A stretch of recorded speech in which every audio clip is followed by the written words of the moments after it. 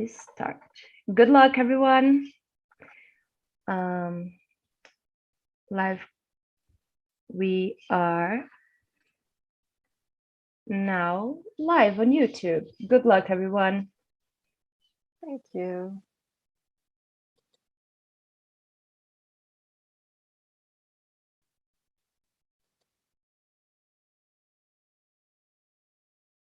Hello, everyone. Welcome to this webinar organized by the EU Platform on Sustainable Finance. We will wait a couple of minutes for everybody to join. So please stay tuned. We'll be back shortly.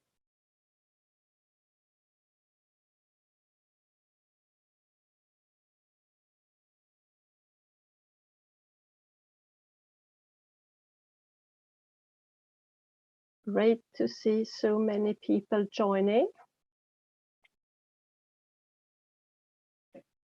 to find out more about platform work on taxonomy, possible taxonomy extension. We will start shortly. Just some housekeeping. This webinar is live streamed on YouTube and it's recorded. It will be, you can find the recording on the Climate Bonds Initiative EU if you Google for that, where you also can find all the other webinars that the platform has done on this topic so far. You can also Google EU Platform on Sustainable Finance and are directed to the Commission pages on the Sustainable Platform, where you will also be able to find the recording of this webinar. We will also, after the webinar, share the presentation with you so you can have it at hand. At the bottom of your Zoom page, you find the Q&A button. Please use that if you want to ask questions. We will have a long Q&A session at the end of the webinar. So please use that and we will try to get through as many as possible of these questions. With us, I think we can start now. With us today, we have Nancy Seitz from EIB. She is the rapporteur and really running most of the work and discussions in the platform around the topic of significantly harmful and no significant impact activities. And she will be your main presenter today on a not perfect line, so she will probably, you will not see her face all the time, but really the slides are the most important ones. She has been involved in taxonomy work for long. She was part of the taxonomy group in the TEG expert group that preceded the platform and was involved even before that. With us today, we also have Johanna Lundgren Jesslöv. Johanna is head of sustainability at the Swedish pension fund SPP, that is part of the Norwegian Storebrand group. She's not only the head of sustainability, she also coordinates the sustainability work both at SPP and Storebrand and on the taxonomy and finance-related matters. And my name is Nadine Bjaramar. I'm working for the Swedish Environmental Protection Agency. And I am part of the platform through the EPA network. The EPA network is an observer in the platform, and I will be your moderator today. We have set up this webinar today to get you through the thinking that the platform has on in the report on significantly harmful and no significant impact activities that is now out for consultation until the end of next week.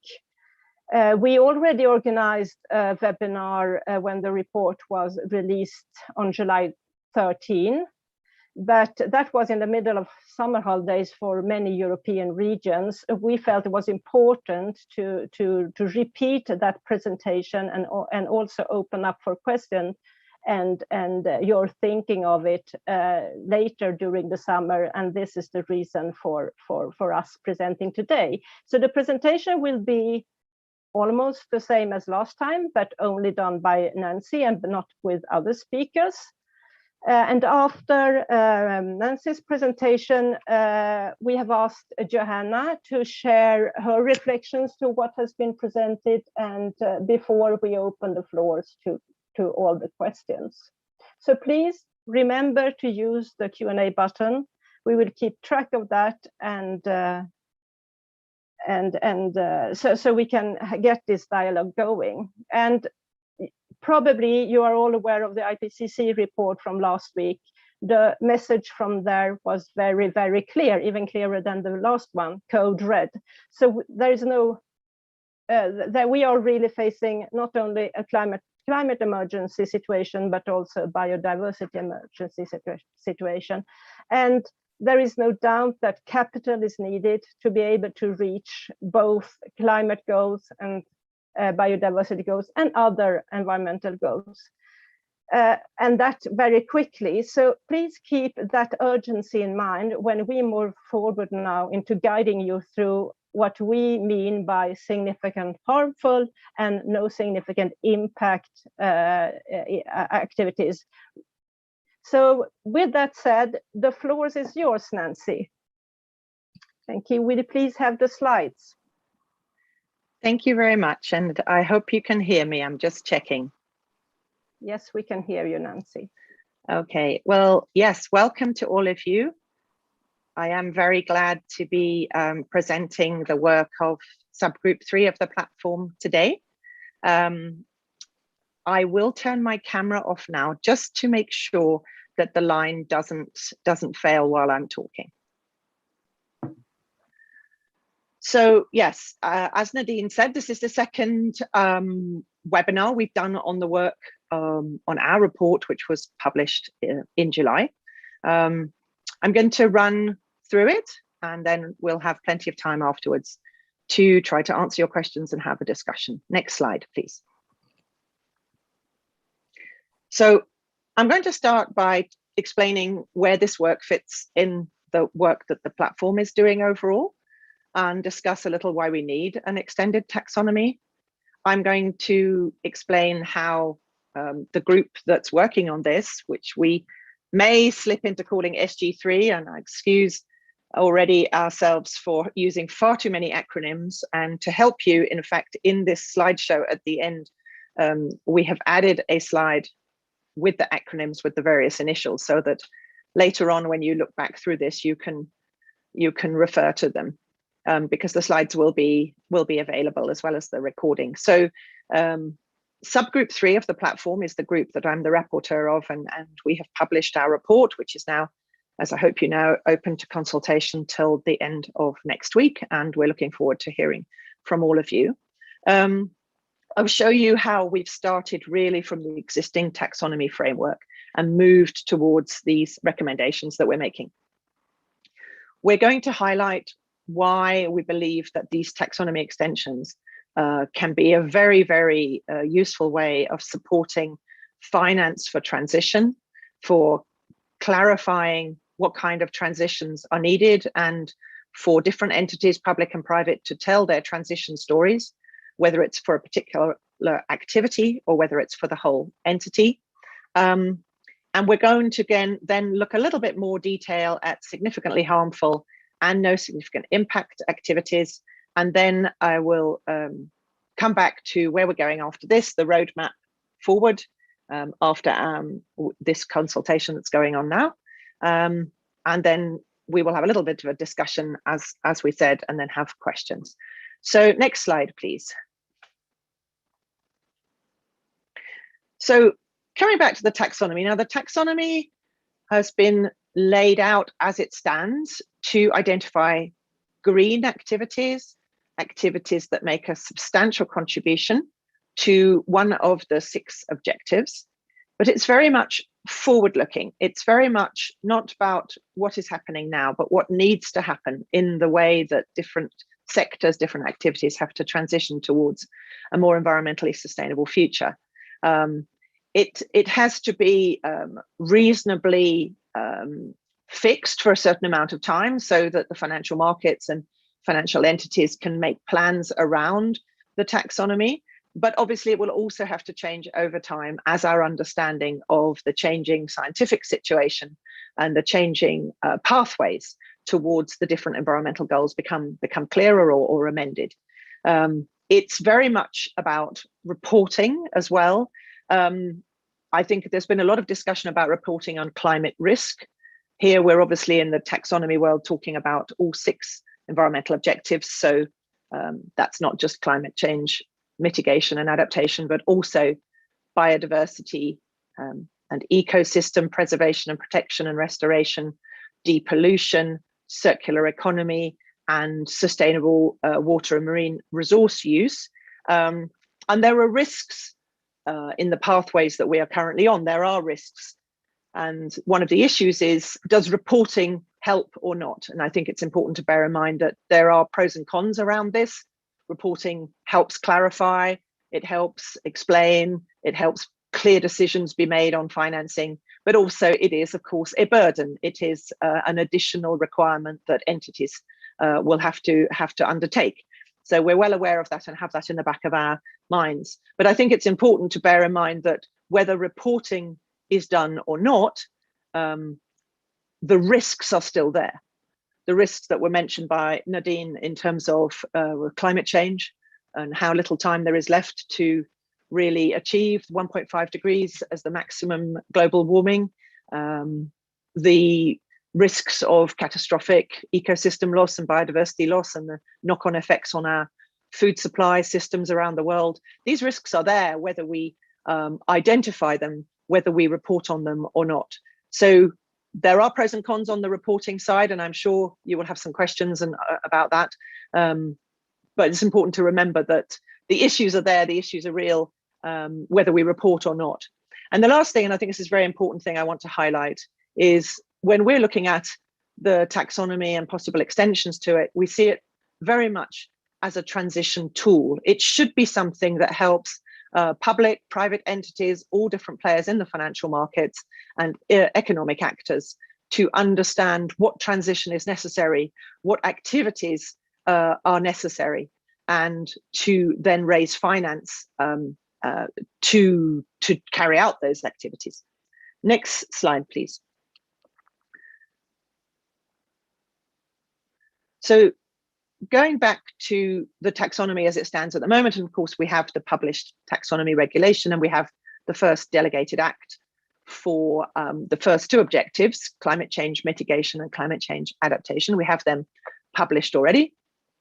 There's a lot more work going on, and I'm sure you're aware that there is another report which has been published by the platform recommending criteria for the other 4 objectives that I mentioned, the other 4 environmental objectives. But to be included in the taxonomy, to be taxonomy eligible, there are 3 important criteria that have to be met, or 3 important steps. The activity has to substantially contribute to one of the objectives. It has to do no significant harm to any of the other 5. And it has to comply with minimum safeguards, which are sometimes called minimum social safeguards. And in complying with the substantial contribution and do no significant harm, it has to meet the technical screening criteria, which are sometimes called TSC, technical screening criteria, that have been set for substantial contribution or doing no significant harm. And the minimum safeguards do not have technical screening criteria, but they have standards and safeguards which have been set, which are basically aligning with UN guiding principles and OECD guidelines. Why are these things important? Well, I think it's important to, as I said, to highlight that our group started by looking at the existing taxonomy, looking at the taxonomy regulation and understanding where our work, which we had been asked to do, might fit together with the existing taxonomy. We were very keen to work from that starting point and not sort of create a whole new system which would in this world of ever increasing complexity in sustainable finance, we felt would be very unhelpful to all concerned. So let's come back now to having looked at the taxonomy as it currently stands, the green taxonomy. Let's look at what's going on in the platform and how the work that we're doing fits in with the work that's going on in other groups. So the platform has 6 potential groups. It has 4 that are active at the moment. The platform is made up of 57 members and 10 observers. Some of them were nominated in the taxonomy regulation itself. Others were appointed after a call for expertise was made by the Commission. And we've been working as a group since October, middle of October last year. There are 4 groups. The technical working group, again, I apologize, we sometimes call it the TWG, is basically the sort of powerhouse of the platform, working on recommendations on technical screening criteria. And as I said, it's just published a big report recommending criteria for activities. Slide, oh, sorry, yes, I'm Nancy. sorry. Can yes, we I'm have the sorry. next slide, please? Thank yes. you.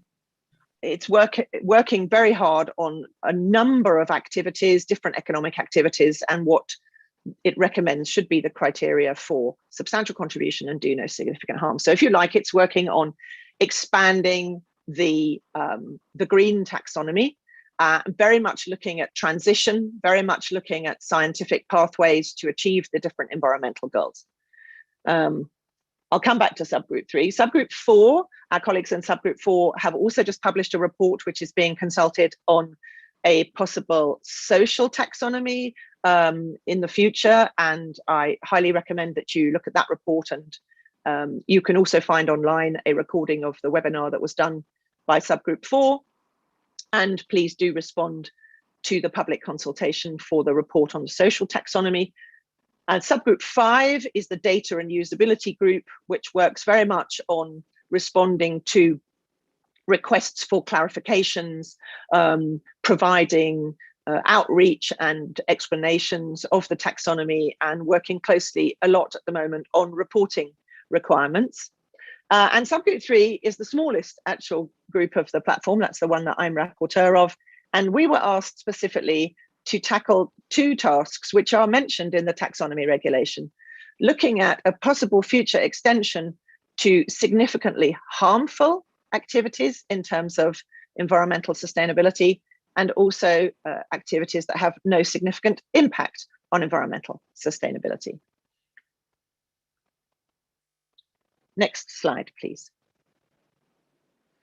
So we started by looking at what does the taxonomy cover at the moment. And if you look at box 2 is basically the taxonomy as it stands at the moment. So we're talking here about activities that are listed in the Delegated Act and where they have had criteria set for substantial contribution to one of the objectives. Now, those activities in many cases have also had criteria set for doing no significant harm to the environmental objectives. And in that case, you end up with a green performance, if you like, which is better or at or better than substantial contribution criteria. And then you have activities which are performing worse or at a higher level or higher impact than the do no significant harm threshold. And you have an area in between, which we at the beginning were just calling the middle space, for want of a better thing to call it. After we'd thought about this quite carefully, and we've had a number of meetings and a number of outreach events, but we've also had a number of closed meetings with different parts of the financial system, different players in the financial markets. We decided, and we spent quite a lot of time looking into the legality of this, that do no significant harm threshold criteria set also a criteria level for significant harm. In other words, if you are on the lower side of that impact, you are doing no significant harm. And if you are above it, if you have a higher impact, you are in fact doing significant harm to that environmental objective. In the past, this kind of significant harm definition has been thought of as being brown taxonomy. People have used black taxonomy, red taxonomy. we decided to stay away from brown taxonomy.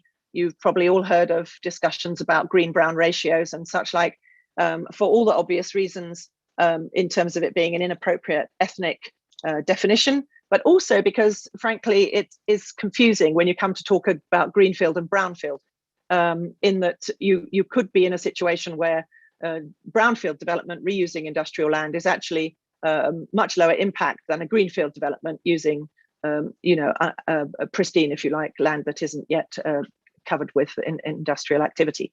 So for various reasons, we decided to stay away. And nevertheless, we thought, well, we should have a color, because when you want to discuss these concepts, having a color scheme is very helpful. And we colored it red for danger, if you like. And then we decided to color the middle space amber, gold, yellow, whatever it is you call it in your country.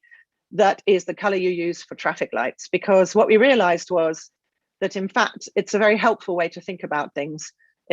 Internationally, traffic lights are the same colors around the world. Every country in the world would understand the concept of traffic lights. So this is what we've done. Now, the very last time I showed these slides, somebody pointed out that we've got them in some of the slides, we've got them the wrong way up. This one is the right way up. It's got green at the top, red at the bottom, and amber in the middle. So just like a traffic light. And I'll come back to some other slides later. You'll see we have the color the wrong way around. So we're talking about this as traffic lights for sustainable finance. And we prefer to use these colors, although we know there are sometimes discussions about some of them, and this could still have issues around them. But we find this is a useful way to engage and discuss on the topic. Now, when you look at that box in the middle, box 2, and you say, okay, that is what is covered, let's say, by the taxonomy regulation, by the delegated act. And let's imagine that there's a second delegated act that has criteria set for the other 4 objectives, which, as we know, in terms of the Commission's latest announcements, should be getting to the point where it is adopted in the first half of next year. We would still have a lot of activities in the real economy which are not covered. They're not included, they have not been prioritized, they have not been listed, they have not had screening criteria set. And I'm going to very quickly touch on those different aspects, because I think it's important to see what they are. First of all, in box 1, you have activities that are not going to be in the taxonomy. In particular, you can think about the taxonomy regulation, Article 19.3, which talks about energy generation and by solid fossil fuel. Those activities cannot be included into the taxonomy. The taxonomy regulation states that, so that's legal. We have decided that there could be, and indeed we believe there should be, identification of other activities. Now, we have sometimes called them always significantly harmful, but you could also think of them as activities that have no technical solution to transition to a lower carbon, more environmentally sustainable level of operation. Though they're activities by their nature which cannot transition to the future economy that we need. So we have not in our group identified them, although in our report you can see we mentioned a few examples that we think might be identified. But what we have said is that we believe it would be important to identify them. Why is that? Because the difference between box 1 and box 2 is not the level of significant harm. It's not the level of harm. It's about the options, the transition pathway that's available to the activities. So you have activities in box 2 which can transition, must transition. Criteria have been set which help identify what is that pathway. Box 1, the activities cannot transition. The only option there is shutting them down, decommissioning them, closing them, stopping doing that activity. And we believe that that clarity can be very useful. Then if we look at the right-hand side of the screen, you see there's 2 other boxes. Box 3 are activities that will go into the taxonomy in the coming years. They're not in there yet, but if you like, in a way, what they are is the work plan, the work list, the to-do list of the technical working group. So they are activities that for all 6 environmental objectives will have criteria set and will make their way into the taxonomy in delegated acts. What we don't know is exactly what they are. We don't know exactly when they will be put into delegated acts. So there's a level of timing uncertainty around them. But even so, you can imagine another box, which we're calling box 4, where maybe never, and certainly for a long time, they might never have a criteria set. They might never be put into the taxonomy because they have a very low environmental impact and nobody prioritizes dealing with them and actually setting criteria. They are the types of activities that you might think of as being more the service industry. And we do have to think about, are they part of a supply chain that is highly impactful, even if they are not? But we believe that you could set out to identify some activities proactively in box 4. So box 4, in a way, you can see as 2 possible options. It's either a residual box, what's left over after you've spent quite a bit of time working on box 3 and identifying other activities that should go in the taxonomy, and you just have a list of stuff that's just left we haven't got to yet. Or you could see box 4 as something that you could proactively identify as having no significant impact. And by identifying that, you would then effectively define what box 3 is. You would then say, well, every other activity that's not in the no significant impact box does have to be covered by the taxonomy at some point. Now, while thinking about these no significant impact activities, which is the other task that we're given by the Commission, significantly harmful, no significant impact, we realize 2 things, and that's why you see the question marks. One is that no matter what level of impact an activity might have, it certainly needs to be resilient to climate change impacts.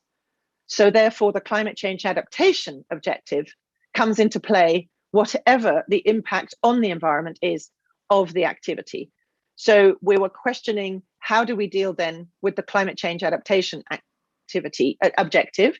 And how would we address that in a possible extension in covering no significant impact activities? So that's the red question mark. The green question mark is that even in very low impact activities, you might have entities performing activities that are indeed choosing to be green, if you like, choosing to make a substantial contribution. So I can give you an example. What about financial advisors who are only advising on green, low carbon, environmentally sustainable funds or whatever, and investments? So that's their sole purpose. That's what they're doing. They're green financial advisors. So in the service industries, we do see that there could be companies that set out, entities that set out to be green. I don't mean by operating in energy efficient buildings or driving electric cars. I don't mean that. I mean by their actual purpose might be to provide a green service. So that's the green question mark. So all these things we're thinking about when we try to look at how could a taxonomy extension to significant harm and to no significant impact, how could it cover the whole economy? What I should also say just before going on from this slide is you also have to imagine our colleagues who are working on the social taxonomy might envisage a box to the right of our 4 boxes, which is the social taxonomy. And you clearly have to see that there must and is likely to be a big overlap between that social taxonomy, if such a thing were to be developed, and some of the activities that are here in our 4 boxes, certainly with box 4 and probably with some of the others. Next slide, please. So when we come to talk about transition, how does having all these extra definitions, clearly there's extra reporting requirements, there's extra work to be done to identify the criteria, but how does it help tell the story and help drive the agenda and drive the finance for the transition we need? Well, this slide indicates what we have at the moment on the left, which is green and then not green. And the not green, well, we don't really know what it is. So you can have a fund or you can have a set of investments and you have some which are green and some which are not. And whether you're talking about the activities being done by a particular entity like a large corporate, or whether you're talking about a fund, there's just no information really. You obviously have the information that's being developed in the context of other regulations, but there's no definition defining thresholds which would say, well, what is going on in, for example, B, C, and D. And that would mean that telling the story of how those change over time is rather hard if you're a company trying to raise finance. The other thing that would happen is that everybody tells a different story using different definitions. Whereas in the right-hand side, what you see is the same situation, but with much more information. So you have significantly harmful, you have no significant impact, and you have the middle space, which we are calling intermediate performance. And that allows a much clearer picture of what's going on in a portfolio or in a set of activities. And it allows then the transition story to be told of what are the activities, what level of performance are the activities at the moment, and where are they planning to go in the future, and what investments are needed to move them towards green and away from red. It also allows the no significant impact to be identified separately, and for investors or for other entities to understand these activities are the ones which have no significant impact. So that's really where we see the basis of these taxonomy extensions, the fundamental driver. Now, what it does bring in is, of course, further reporting, further analysis, and so on. And this is, one of the cons that when you weigh it up against the pro of having better information. That's something that we have to bear in mind and we have to think about. But I think the important thing to highlight is that we believe that having this information will allow the transition story to be told more clearly and for finance to be made available. And indeed, there has been some accusations, if you like, that the current taxonomy doesn't sufficiently address transition. The platform produced a report in March about transition where we highlighted, indeed, there are many ways in which the current taxonomy does address transition, but there are many ways in which it doesn't. Activities that are not covered, well, then there's no transition story at the moment, and that's the basis of our work. So next slide, please. So very quickly showing you what the taxonomy has at the moment and what we are looking at recommending. So 1, 2, and 3 are the green activities in the current taxonomy. So the transitional activities, number 2, are only at the moment in existence for climate change mitigation objective, but you have activities that in and of themselves make a substantial contribution. That's number 1. And number 3, you have enabling activities. So activities that enable another activity to make a substantial contribution. We had to look then at what was currently in the taxonomy regulation that related to our work that we were asked to do. I've mentioned that Article 19.3 highlights 2 types of activity that are highlighted as may not be put into the taxonomy. We've interpreted that this is a type of significant harm, and that is, it doesn't use those words in the taxonomy, but that's the way we think of them. And then we say, well, then you can have other activities which would cause significant harm. And we are recommending that a taxonomy extension to cover these would be useful. We believe it would be useful to identify more always significantly harmful or activities that cannot transition. We also think that it's important to highlight that we recommend using the do no significant harm criteria as a threshold for significant harm, which is in fact legally what it says in the taxonomy regulation. And we're also recommending this clarification and identification of the intermediate performance and intermediate transition, engaging the middle space between these 2 performance levels. On the no significant impact side, on the left-hand side, we are recommending that, we want to make clear that no significant impact is not the same as the intermediate performance for an activity that's in the taxonomy. So let me give you an example. In power generation, we have a technical screening criteria of 100 grams of CO2 per kilowatt hour for substantial contribution. And then when you look in the adaptation taxonomy, you find the technical screening criteria for doing no significant harm to mitigation, which in the power generation sector is set at 270 grams of CO2 per kilowatt hour. So you have a gap between the two, between 270 and 100, which in our thinking in our group would be an intermediate performance. It would be amber colored, yellow, gold, and it is absolutely not a sector with no significant impact. So the no significant impact is not the middle area. It is activities and sectors that in and of themselves have no significant impact overall. We also want to say that we are concluding that we don't think that not being green and doing no reporting is helpful. We believe that it risks causing difficulties for these sectors that are not green, that are not in the taxonomy, and it would be in their interest to be classified as no significant impact. However, we know that there's a lot to be thought about in terms of the right way to do this, and we're still working on further materiality assessment and usability assessments to see how best to do that, and whether and how that should be dealt with in terms of legal changes to the taxonomy regulation or through other legal definitions. So overall, we are recommending these extensions, and we've listed a lot of pros and cons to them in our report, which you can see in detail. We believe that the pros mainly focus on having this extra clarity, being able to tell the story and access finance, avoiding the risk of being somehow excluded and being, if you like, punished for not being green.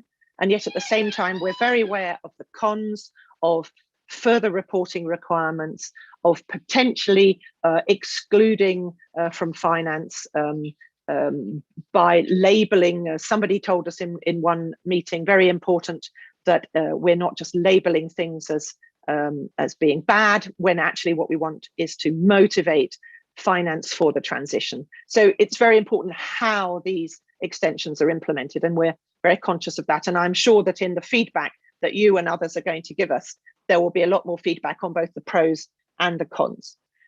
Next slide, please.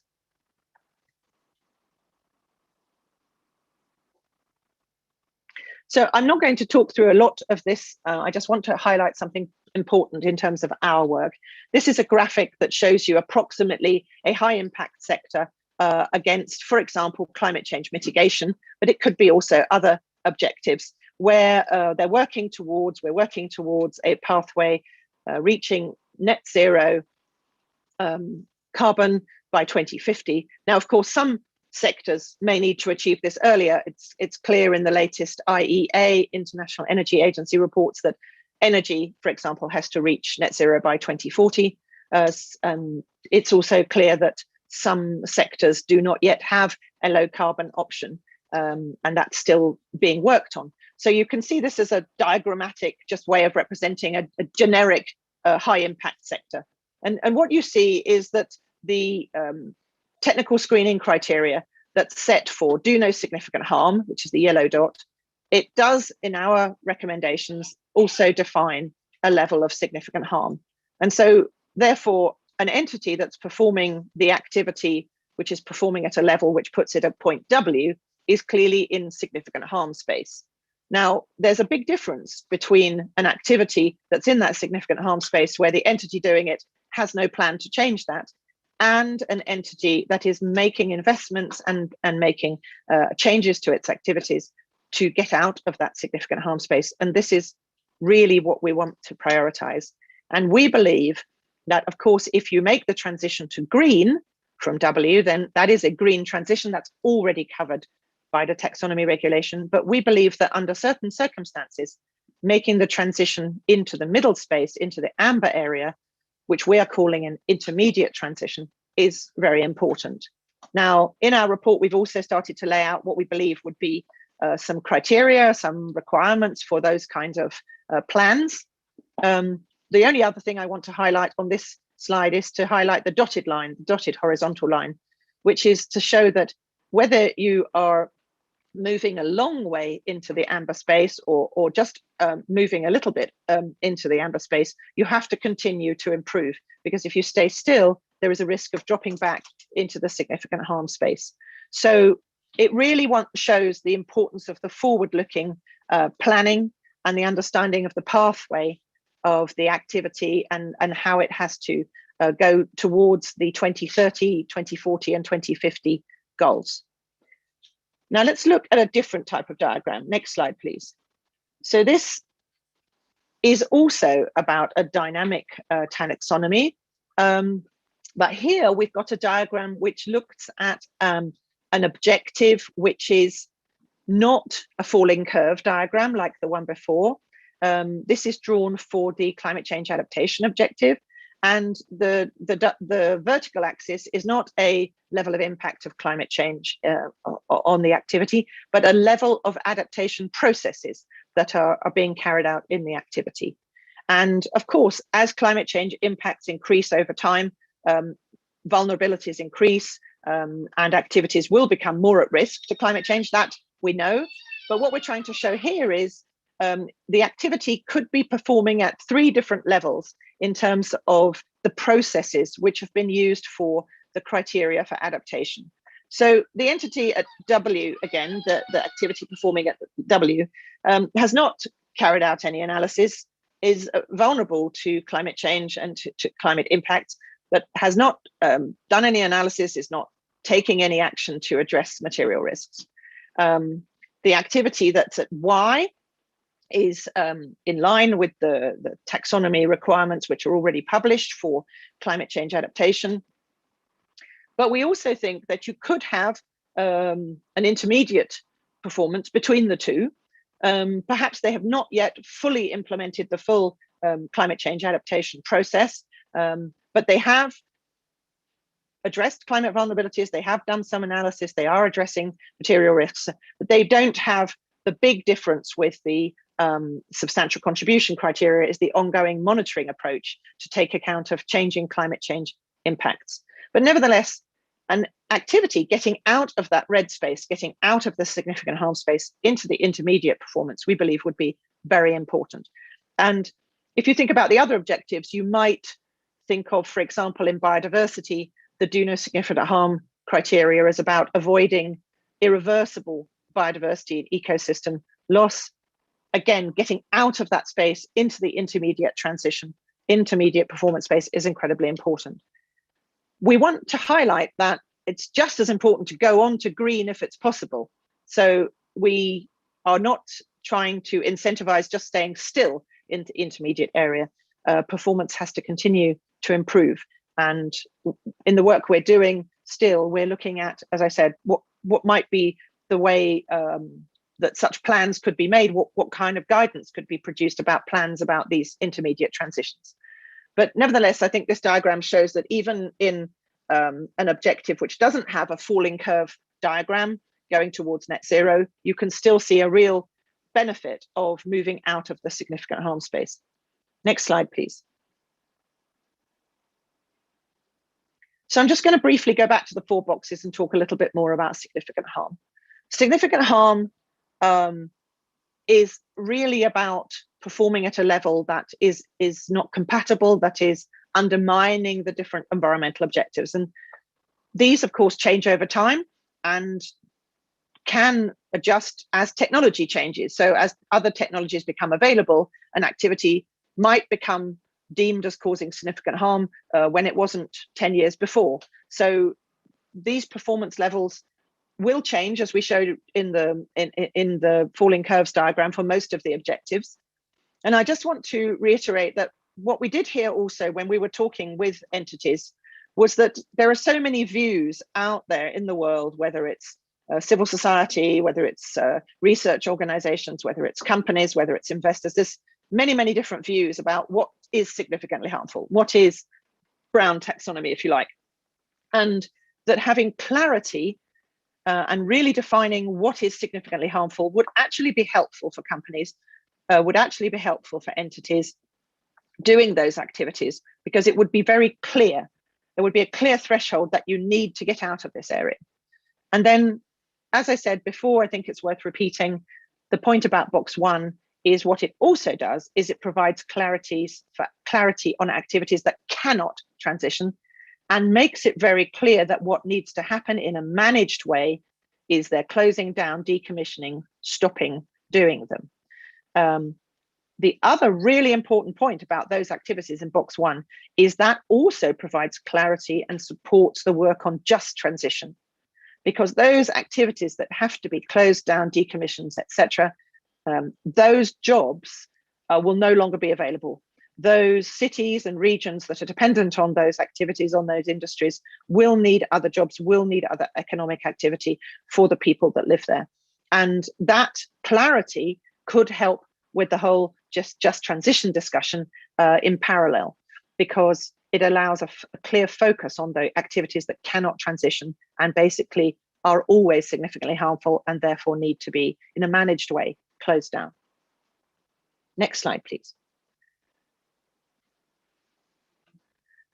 So what this gives us is some view on different kinds of transitions for different activities. And I want to highlight how our taxonomy extension proposal adds to the transition stories which are available already in the taxonomy. So the green arrows are green transitions, green investments, which are already available under the current taxonomy. So regardless of the starting point of the activity, if the investments are being made within a certain period of time to reach a performance level that's at substantial contribution or better, these are green transitions, these are green investments. Those are the green arrows.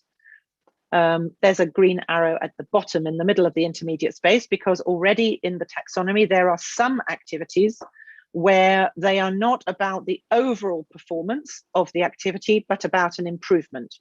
And they are very specific, but they are already there in certain activities. So for example, building renovation, renewal of water networks. These are examples that are already in the taxonomy, where the overall activity may not reach the substantial contribution, but the substantial contribution of the improvement is covered by the taxonomy.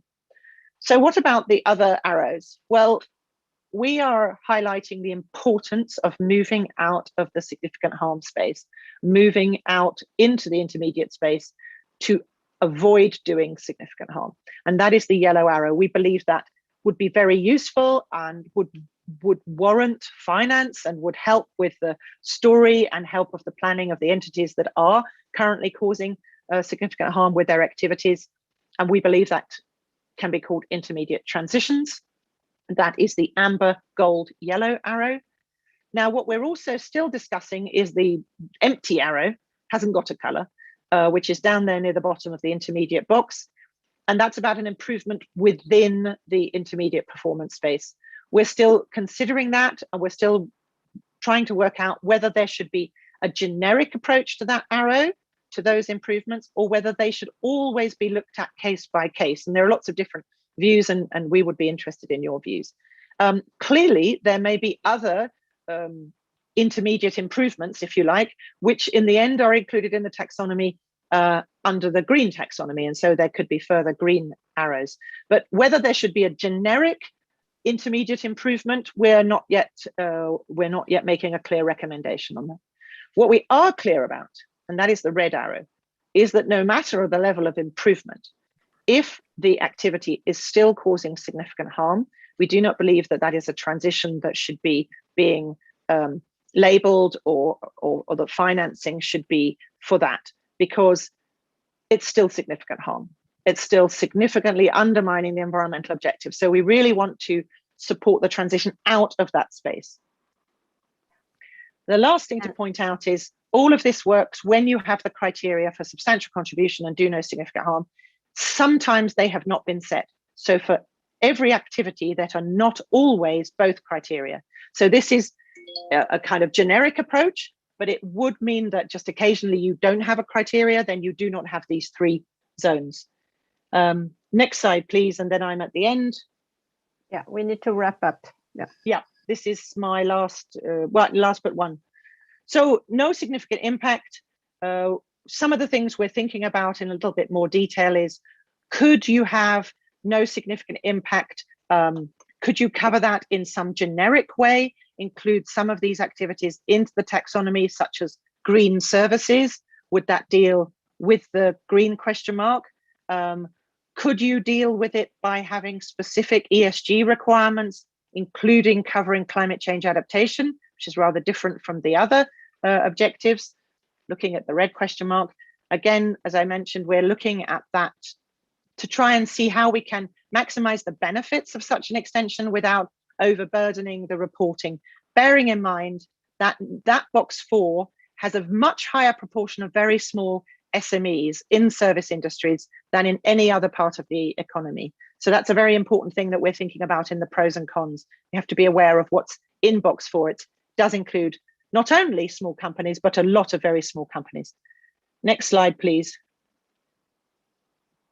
I think we can go past this one again. This is just to allow you to ponder, now that you know what the different colors mean, to understand a little bit more what the extended taxonomy then looks like and how these different definitions can help the companies or the entities tell the story of their transition from red to amber performance or from amber to green.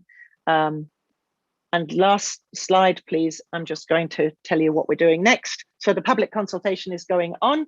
We have to produce our final report from subgroup 3 for the Commission in Q4.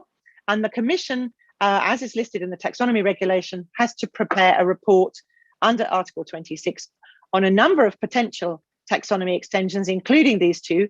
And they have to do that by the end of 2021. And we will continue to work on a number of topics that come up from these issues in both subgroup 3 and the other groups. And that's it, really. So as I said, there's an acronym slide, which you can see, but otherwise back to you, Nadine. Thank you very, very much, Nancy, for this presentation in many details. I think many people certainly are overwhelmed by all the details and need to digest, but Johanna has had some time to digest the report, sometime, but very not in as much detail as you, Nancy. But Johanna, could you share your reflections on the report, the need for this kind of classification, or no need for this kind of classification? Yes, of course. First of all, next slide, please.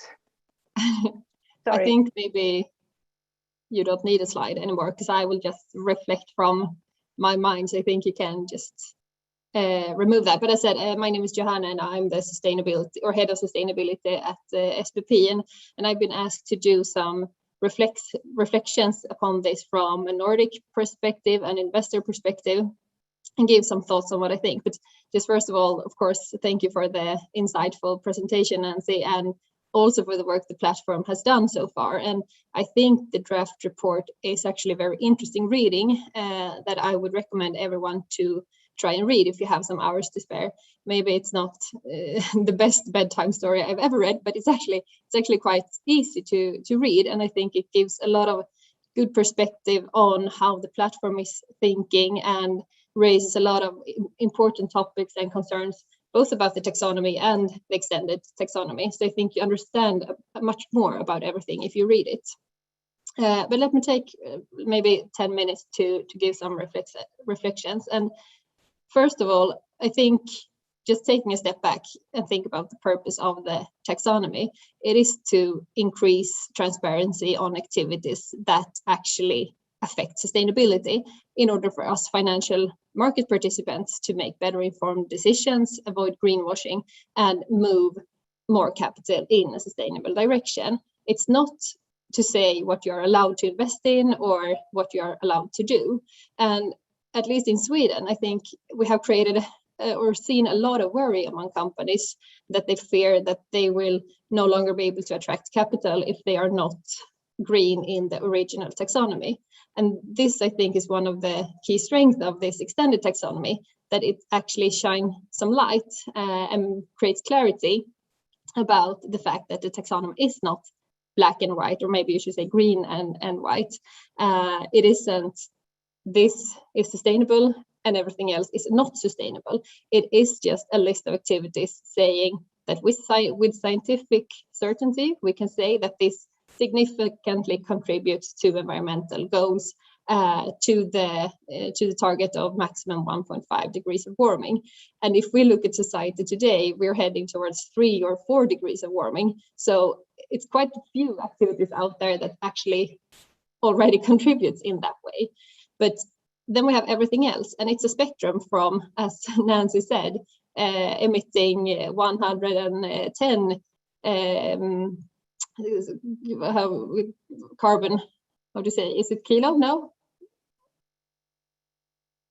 It's grams of CO2 exactly, per grams kilowatt of CO2 hour. per kilowatt, exactly, to 500 grams of grams of CO2 per kilowatt hour. So it's a spectrum, and this is important to understand.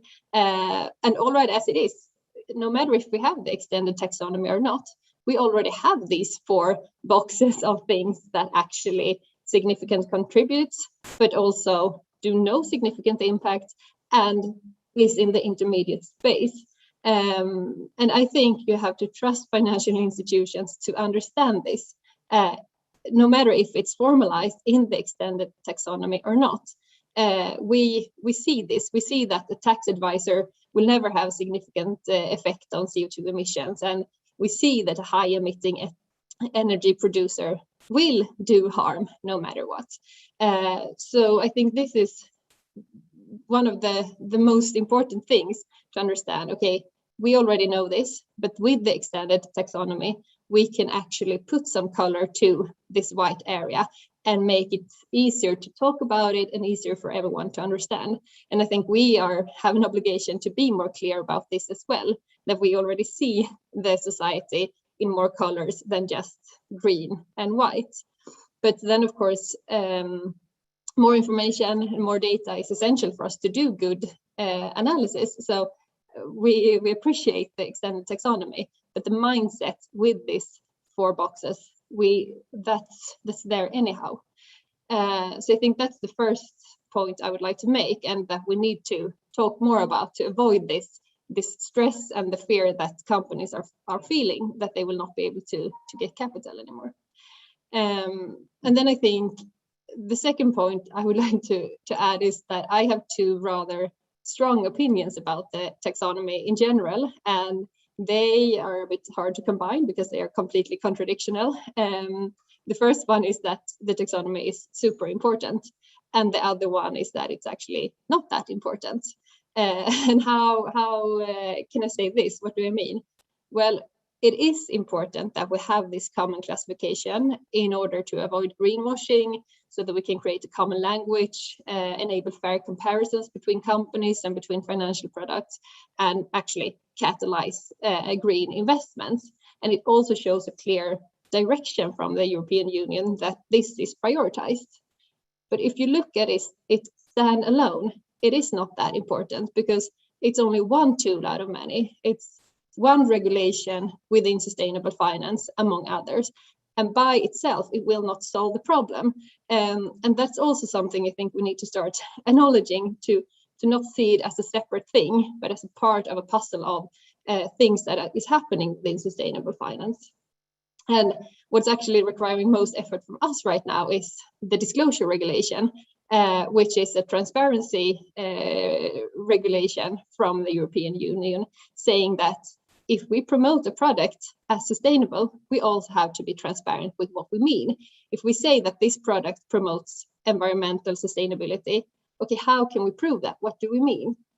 And then the taxonomy will be one way of proving environmental taxonomy, but we will still be able to invest in other things. For example, we have committed to net zero in our investments by 2050. And I think almost half of all the asset under management globally has actually committed to net zero by 2050. And then no matter if we have a taxonomy or not, the energy or electricity producer producing at 110 grams CO2 per kilowatt hour will still be better than the one producing at 500.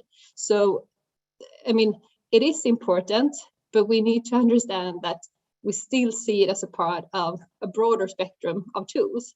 And this classification is also already happening. We try to find the companies that make a substantial contribution and that we see a high risk from. We see a high risk of stranded assets within the fossil fuel industry, for example. But the problem right now is that every investor make their own framework and scoring models. But with the taxonomy, we will actually get something that is science-based and comparable. So it will be a huge step forward, and it will add a lot of insights for us in our analysis. And then you can always argue if every certain threshold is the right one. I'm not the right person to do that. But the mindset, we already have it. but this will make it possible to compare and add a lot of value. So it's both very important, but it will not completely change everything in the world. We will still have other ways of talking about sustainability and see other aspects of it. And I also think, especially in the Nordic region, I know there's a lot of anxiety, so I just want to be really clear about this. And then if we come to my final point, let's go back to the extended taxonomy. And of course, as I said, we will have the mindset of the 4 boxes, no matter if we have the extended taxonomy or not. But of course, it gives more clarity and better opportunities to see the entire picture. And I actually think it is as important to know what is making significant harm as what is making significant contribution. You mentioned the IPCC report previously, and just like if we want to be able to manage the best case scenario of stopping warming at 1.5 degrees, we have 8 years to before our carbon budget before we have used our carbon budget. So I mean, no matter how much we invest in the green, we need to stop doing significantly harmful things right now. And I know in the report there is some sentence about that this might move away from the positive spirit of the green taxonomy. But given the carbon budget we have left, given the few years we actually have to make a difference, I think we need to know about the harmful things as well, no matter how pessimistic that might sound. And especially the point about the intermediate transition, to actually open up from moving away from the red part to the intermediate space. And then I've seen there's some questions about, okay, what if we move back and forth, and how do we do that? And of course, that adds a complexity, because how do you ensure that a plan to stay in the intermediate space will actually continue? And I'm sure, Nancy, you can comment a bit on that soon, but I still think the transition and moving away, it's important. But also a good point you made that the taxonomy already has a lot of options for transition, because that's also, I think, something that has been a bit misunderstood, that we think that the taxonomy right now is only about the green, but it's already about the transition as well. But lastly, I see the risk of making a too complex framework with all of this. It's hard to get the full overview of it, and I think there is a risk that it might be a bit misused by investors and customers, especially if we also include, there will be updates in the MiFID and IDD frameworks saying that we need to take customer sustainability preferences into account when we give advice on financial products. And then the taxonomy will be one way for our customers to state that preference. But I mean, a product with 10% taxonomy alignment, is that good or bad? Well, it depends on the other 90%, if that fulfills the customer's expectations or not. So I hope that we do not use this taxonomy data just off the shelf and try to maximize our numbers no matter what, but actually talk to customers and talk to investee companies what it means. Because the important thing is changing the real economy, not just maximizing our percentage. So I would really like to stress that importance of still having ESG analysts analyzing the data, not just taking it for what it is. And that we take our responsibility as investors to use the framework in the way it was intended, and not get stuck in small definitions, but rather think of, okay, what is it that we're trying to do? Because even with the extension, it will still not be a binary framework. One company could have, company could have both green activities and very close to harmful activities. And how do we value that investment versus one that only does almost significant contribution? I mean, one company does both ends, and one is almost close to green, but have 0% taxonomy. I mean, we also need to ensure financial stability and sustainable development. So I think there are a lot of questions that we need to address while using this data that we get through the taxonomy. But the basis for the analysis, the science, the fact that it is science-based, comparable, it adds a lot of value. And with the extended taxonomy, we also get these different colors, which really forms a foundation for a good analysis. But we have to take responsibility to use it wisely, I think. That was 3 reflections for me. Thank you very, very much for these reflections, Johanna. And yes, it's just one tool in the toolbox, and we have to remember that, but it's an important tool in the toolbox for sure. And that's why probably we get so much reactions to the development of the taxonomy. So that's it. Nancy, the comment and the question also mentioned by Johanna is about can activities, as the taxonomy will be revised every now and then, can activities move in and out of the significant harm space, or in and out of any space, I would say? Could you maybe comment on that? Yes, it's a very good point.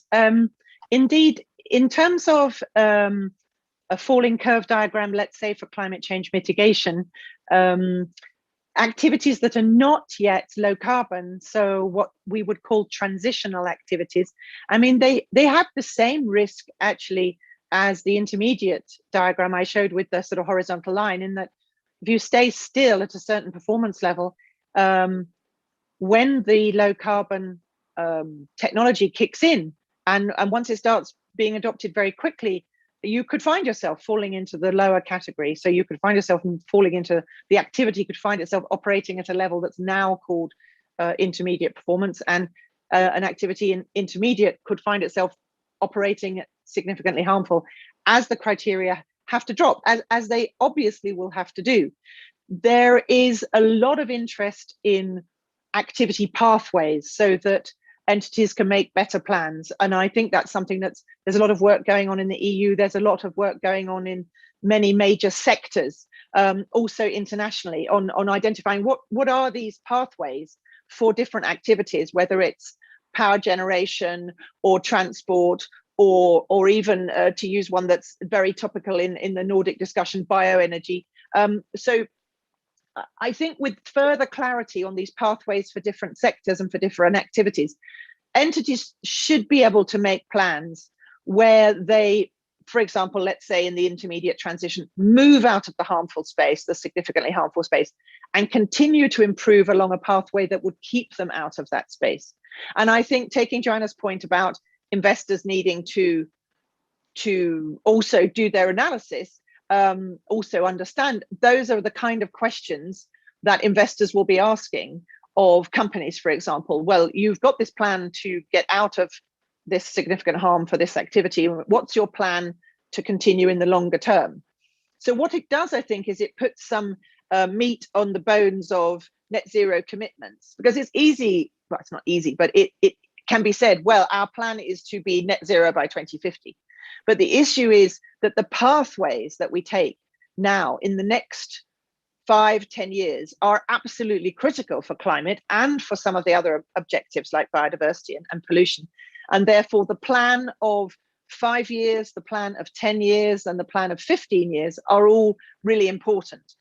And I can only say that, you know, I wish there was more clarity. I wish it was much easier for everybody to know exactly how technologies will change over the next 30 years. We don't, so we can't say for sure that we'll know exactly at what point, for example, low carbon aviation will come into play, or at what point will, you know, there be a low carbon solution for heavy goods vehicles, which is sort of universally used. We don't know those things. We know that they have to happen. So there's always going to be some uncertainty as to exactly when the different technologies kick in. But I think there's a lot of work going on. And all I would say is, well, the further you move into the intermediate space, the more space you've got, if you like. So taking the energy example again, you know, if you get to out of 270 and you get to 250, the criteria themselves help with that story. It's clear to investors, it's clear to the entity. If I've moved to 250, I'm only just over the line. I'm only just over the significant harm line. So I need to have a really active plan to keep improving. If I've moved to 150, well then, you know, I've actually given myself a little bit of breathing space and I don't have to continue to improve so urgently. I might still be planning to improve, but you can see from the criteria that you're closer to substantial contribution than you are to significant harm. So I think that having, again, these definitions and the clarity will actually help with those stories. And I don't really see how you can you'd end up bobbing backwards and forwards. I do think it's about having better plans and telling better stories to investors of what the investments are for and how your investments will indeed keep the entity and the activity improving to stay out of that significant harm space. Yeah, thank you, Nancy. And also, if I remember correctly, the requirements will be to be very clear about investment plans and commitment from the board, and so that will be required into. The idea is that this should be required to be at all able to be described as intermediate performance investments, right? Yes, as far as possible, we're trying to build on a lot of the other reporting requirements that, as Joanna mentioned, other parts of the sustainable finance architecture that's being developed, like, for example, the Corporate Sustainability Reporting Directive, and the reporting requirements and the plans that have been put into the Article 8 reporting for companies under the taxonomy regulation. So we're not trying to reinvent the wheel. We're trying to use the same logic, but to say this kind of report would be just as important for getting out of significant harm space. Okay, thank you, Nancy. Well, we need a clarification on what is significant harm. For the question is everything that does not fulfill one do no significant harm criteria already read? That would be most activities. What is the middle? And so can you explain? It's not everything that is not aligned with one of the do no significant harm criteria that is in the significant harm space, right? That's a very interesting question. Actually, as the way we've written it at the moment, indeed it is. So, but because the diagrams are only for one objective and one activity. But what we're very aware of is that adaptation may need to be dealt with differently, because adaptation is, you know, significant harm to the adaptation objective is about risk to the activity itself of climate change impacts. It may have knock-on impacts on other users and so on, but it's rather different from the other objectives, which are about impacts on biodiversity, on pollution, etc. So we have put in our report that we may need to think about adaptation differently, because indeed, at the moment, a great large part of the economy would probably be failing, do no significant harm to adaptation. But at the moment, yes, that's the way we have put it, because at the end of the day, if you are causing significant harm to biodiversity, you are causing significant harm to biodiversity. You may be causing significant harm to the pollution objective and climate as well.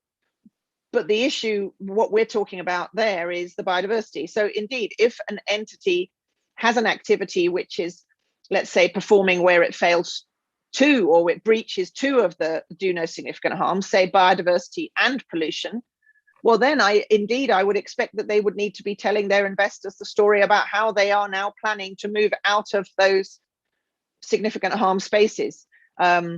We did discuss whether or not you could say, well, it's, you know, it's failing one is okay, but in the end, it's not okay. I mean, it really, you know, it doesn't matter if you're even making a substantial contribution. If you're failing one, do no significant harm, then for that objective, whether it's biodiversity or whatever it is, significant harm is being caused. And the plan that's the most important is to transition away from that. So, but I think it's just the tough reality. It's just the tough reality. If just a reflection on that, but I mean, once again, it's nothing saying that we as an investor can't invest in a company doing significant harm, and also stressing the fact to have ESG analysts, or to, I mean, if there is significant harm, but we deem it to be for some reason a company that is still on a good transition part. I mean, we could invest in that company anyhow, and knowing if a company, if it fails to adapt to climate change, that is risk to our investment, because if there will be a flooding or if there will be a fire or whatever, that will actually impact the returns and the financial risk in our investment. So I think, once again, the information is still relevant for financial market participants to have to make the analysis. Then I agree that if you do harm to yourself or risk your own business, or if you risk biodiversity and the environment, it might be treated differently. But for us, it could still be good information to have. And then it's up to us to make a decision where to invest or how to lend to different companies, etc. Thank you, Joanna, and then Nancy. Nancy, we got a question related here to the work of making red the fact-backed labeling red activities as red is to make them or maybe send a message that they are not good for the environment, and maybe that will lead to another pricing of that kind of activities.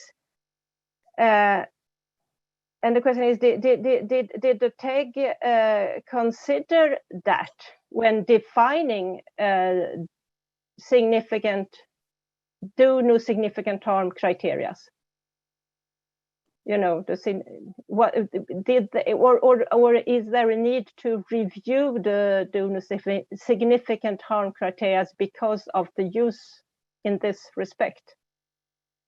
Well, I don't think we looked at pricing when we were setting them. It was we were required to look at them on a scientific basis, on a market usability basis. I mean, it has to be something that can be applied. It has to be something that's understood.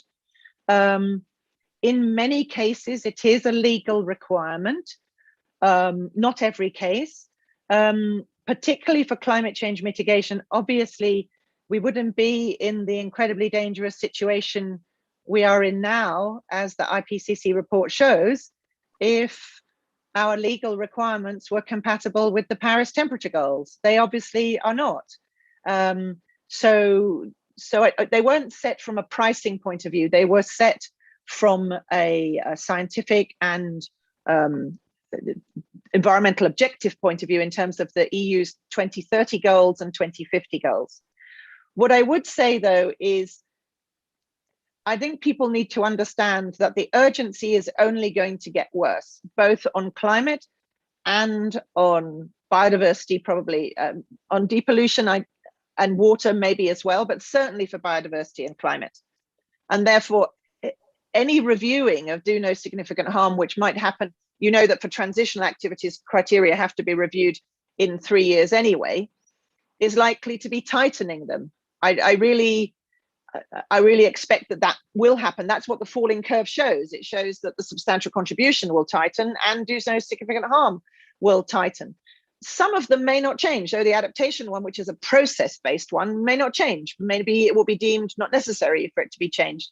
But indeed, part of the platform's role going forward in longer term is to maintain an overview of the criteria and to regularly review and make recommendations as to when they would need to be changed. But I don't think we looked at pricing, and I don't think that it will come in. I don't think that will come into it. It's really science and usability that are the key points.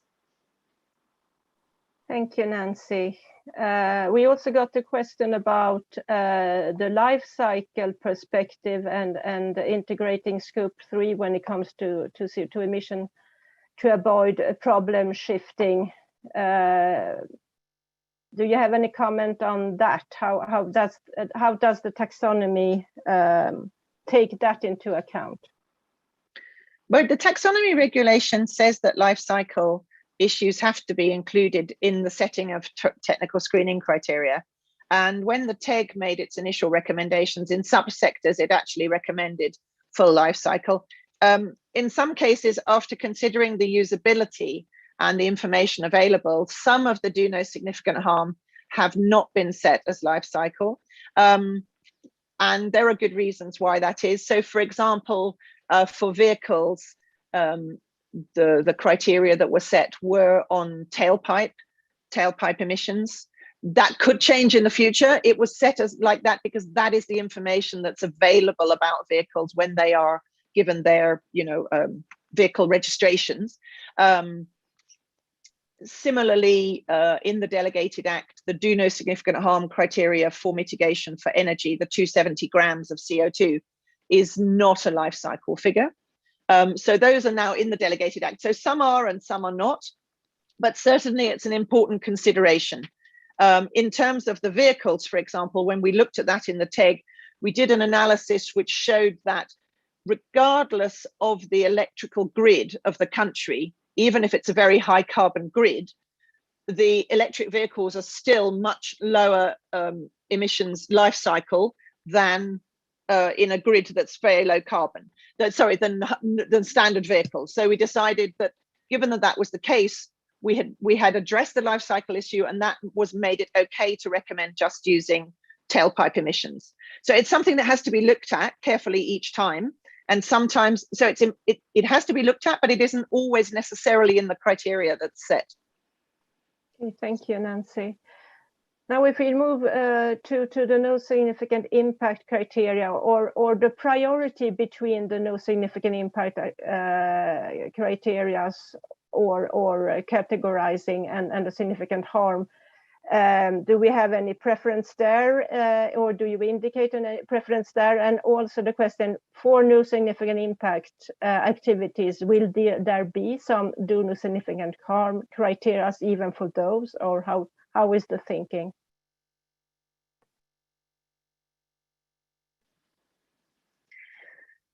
So those are two very good questions. The one is easy, the other one's harder. The priority, yes, we're recommending that significant harm is a priority over NSI. I think that came through clearly in all of the outreach that we've done and all the meetings we've had. And, there's limited amount that the Commission can do, that can legally be done, and which the financial system can adopt, all in one go. And overall, the overwhelming view of the platform and of the other parties that we spoke to was that significant harm should be the priority over NSI. So that's clear in our recommendations.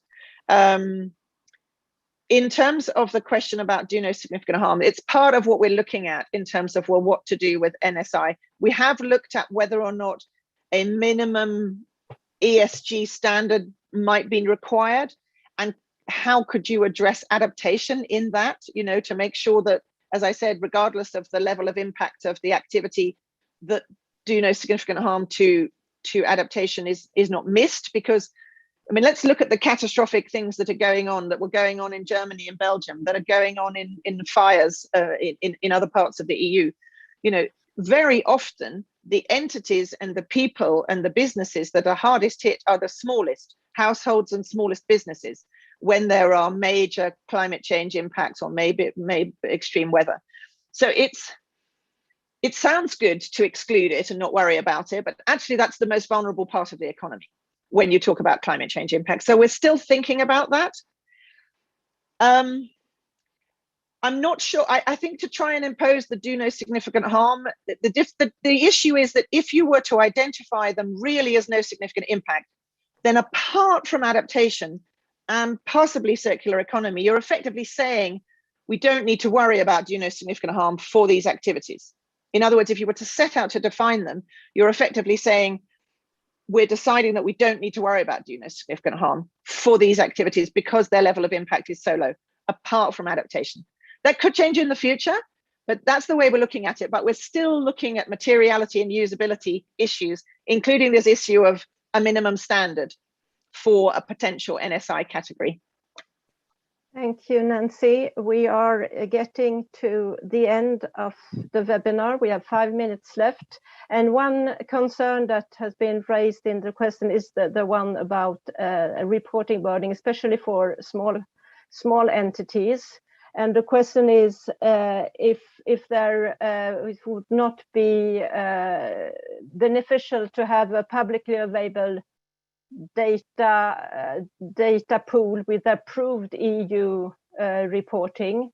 And I know that this is being discussed, and I know not at what stage, but the idea is really to have one point to go to with information. That's in the planning, and because there is, we are very much aware of the challenge, not only for small companies, but also for small asset managers.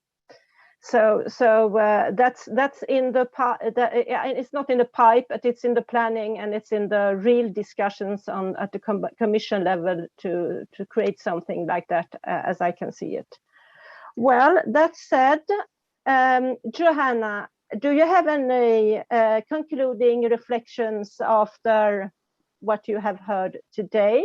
Some message you want to send through, or so?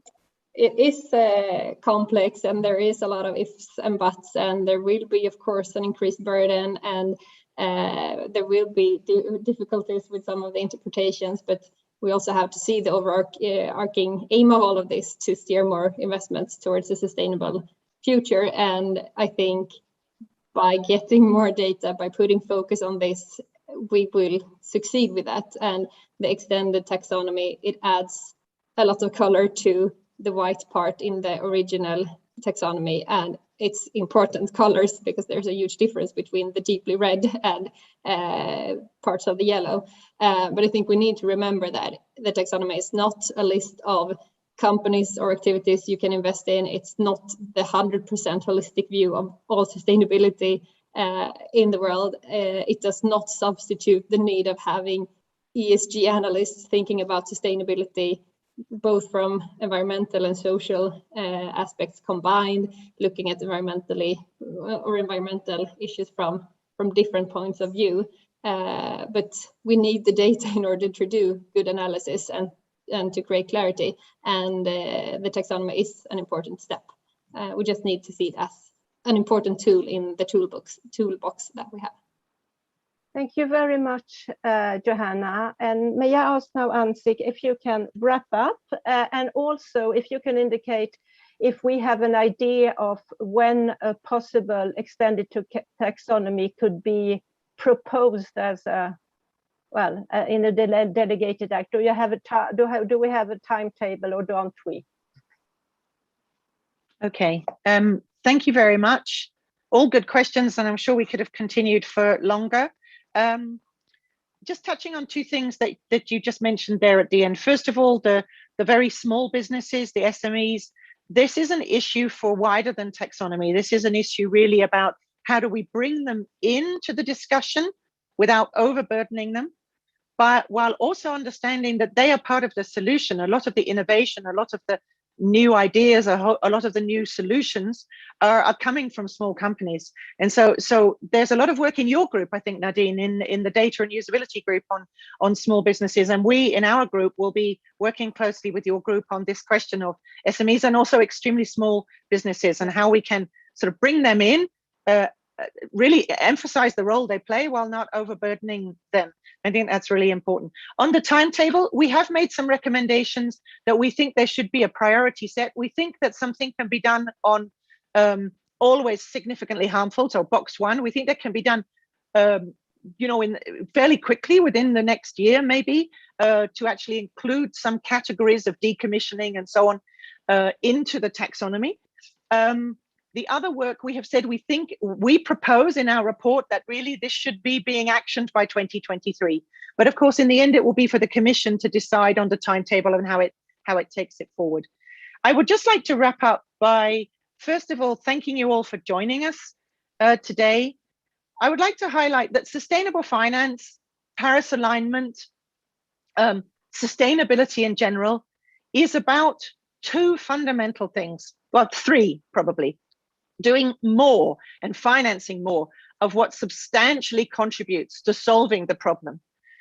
Doing less and financing less of what's causing significant harm, what's causing the problem, what's undermining our efforts to solve the problems. And lastly, and very importantly, doing this in a socially equitable and just way so that these are just transitions. And this is what we're trying to do. We've had this big emphasis on green, on the doing more of what really helps. And in our group, we're trying to now look at the other side of the coin. How can we have more clarity on what we need to do less of, or what we need to transition away from? And I would just ask you, please try and take the time to read our report. I'm glad Joanna found it readable. I think in the chat, you should have links. Please do write in the public consultation, which finishes at the end of next week, what you like, what you don't like, what suggestions you have, and so on. We've put quite a few open-ended questions. And thank you again for taking the time to join us today. And thank you, Nadine, for chairing, and thank you to Joanna for giving her input as well on our work. Thank you, Nancy, and thank you all. And you will receive the presentation in your mailbox, and you will find the recording of this. So you can repeat everything very much slower than we had to do it today. Thank you very much, and looking forward to your comments in the consultation. They are highly needed to have a really robust taxonomy. Thank you all. Thank you.